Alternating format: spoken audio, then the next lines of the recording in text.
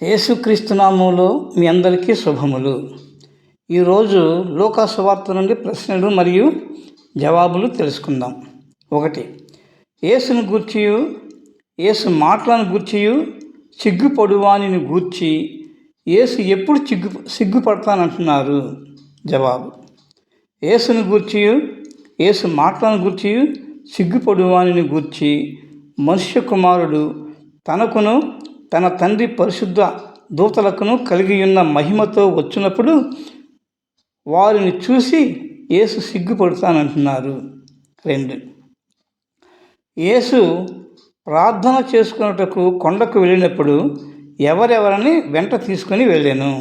జవాబు: యేసు ప్రార్థన చేసుకున్నటకు పేతురును, యాకోబును, యోహానును వెంట పెట్టుకొని ఒక కొండకు వెళ్ళాను. 3. యేసు కొండ మీద ప్రార్థన చేయుచుండగా యేసుకు ఏమాయను? జవాబు: యేసు కొండ మీద ప్రార్థించుండగా ఆయన ముఖరూపం మారెను, ఆయన వస్త్రములు తెల్లనివై దగదగ మెరిసెను. 4. యేసు కొండ మీద ప్రార్థించుండగా ఎంతమంది ఆయనతో మాట్లాడిరి?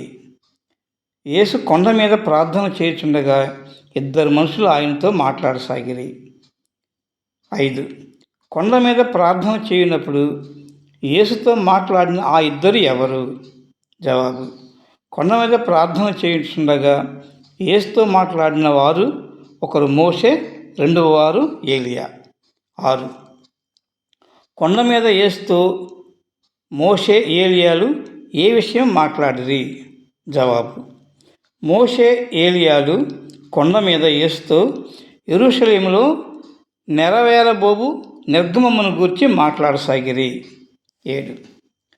కొండ మీద యేసు మోషే, ఏలియాతో మాట్లాడుతున్నప్పుడు యేసుతో కొండపైకి వెళ్ళిన పేతురు, యాకోబు, యోహానులు ఎలా ఉన్నారు?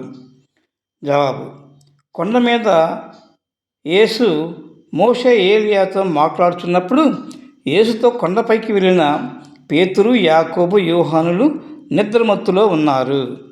ఈ వీడియో మీకు నచ్చినట్లయితే లైక్ చేయండి, మీకు తెలిసిన వారికి షేర్ చేయండి, సబ్స్క్రైబ్ చేయండి, కామెంట్ కూడా పెట్టండి. Thank you.